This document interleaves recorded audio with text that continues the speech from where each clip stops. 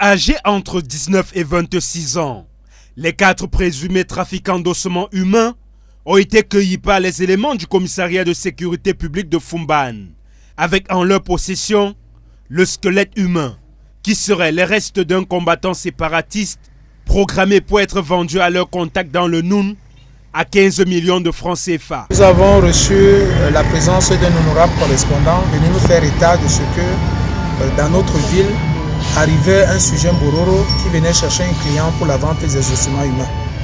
Nous avons rendu compte immédiatement à notre hiérarchie qui nous a instruit de mener un guet-apens à l'agence à venir, et c'est ainsi que nous avons cueilli cet individu. Il a voulu nous faire croire que c'était un ossement qui lui servait pour des pratiques occultes. Nous lui avons posé la question de savoir pourquoi ça n'a pas été fait en Bouddha et ça se fait à Foumban. Amidou est le premier interpellé à Foumban. Son exploitation permettra de mettre le grappin sur ses complices à Bouddha dans les Bamboutos.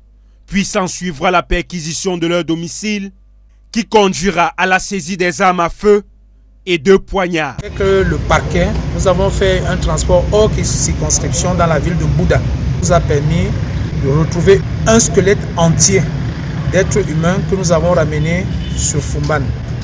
Le dit squelette nous a permis, avec la réquisition à médecin, de constater que c'est le squelette d'un adulte, grand de taille. Nous avons quelques parties qui manquent à l'extérieur des mains et des côtes.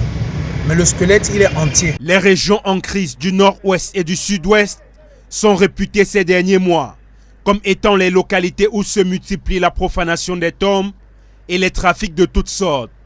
Les autorités en appellent à plus de collaboration entre les populations et les forces de défense et de sécurité pour mettre fin à ces pratiques répréhensibles par la loi camerounaise.